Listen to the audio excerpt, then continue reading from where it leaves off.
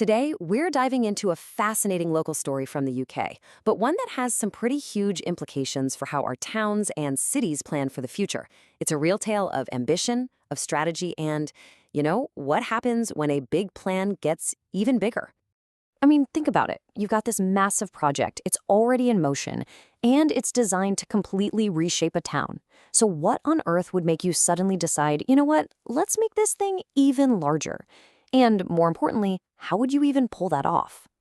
Well, let's get right to the heart of it. We're talking about two neighboring towns over in the UK, Ashton-under-Lyne and Droylsden. Ashton already had this enormous regeneration plan in the works, and now it looks like it's set to absorb the entire master plan for Droylsden, rolling it all up into one giant single super project. So, to really get this, we first have to understand the sheer scale of the original plan for Ashton. This thing was a seriously ambitious undertaking from day one. Its official name is the Ashton Regeneration Partnership, and the whole point was to pull together a bunch of different parts of the town into one big cohesive vision. And listen, when I say massive, I really, really mean it.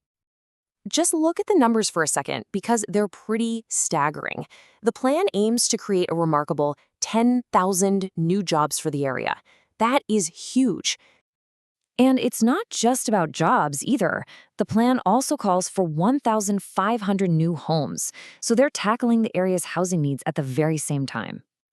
And of course, to support all those new jobs, the plan includes a vast 190,000 square meters of new employment space.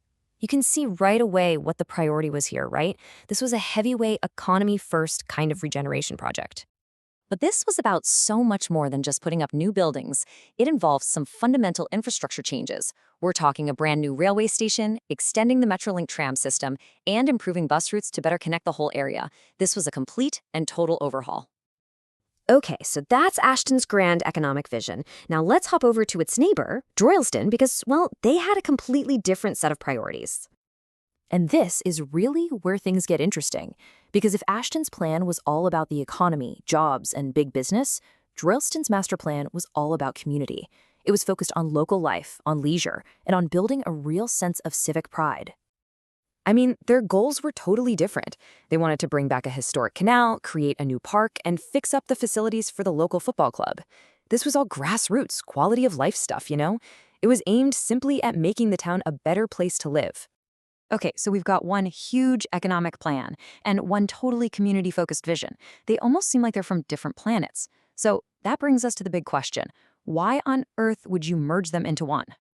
Well, the answer starts with this little piece of official jargon, soft market testing. Don't worry, it's actually a pretty simple concept. It's just what a council does before they commit to a huge, expensive, formal process to find a developer. They basically put out some feelers to private companies to see who might be interested. It's just a way to test the waters. So what was the real motivation here? Well, a quote from the official council documents pretty much spells it out. It's all about efficiency and, you guessed it, money. By bundling Droylsden's project into the much bigger Ashton plan, the council could save the cost and hassle of running a whole separate bidding process down the line. So the logic here is actually pretty clear. For the council, it saves time and money. It's a no-brainer. And for the potential developers, well, a single, massive project is often way more attractive than two smaller, separate ones. It creates one big, powerful investment opportunity. Okay, so the strategic thinking makes a lot of sense. But what actually has to happen now to make this potential super plan a reality? There's a pretty clear three-step path forward. First, they're going to do that soft market testing. Basically, add Droylsden's assets to the brochure and see if developers bite. Second, there's going to be a thorough legal review to make sure combining the projects follows all the rules. And then, finally, if all that goes well, they'll launch one big process to find a single partner for the entire combined vision. What this all really shows is that this isn't just some administrative tweak.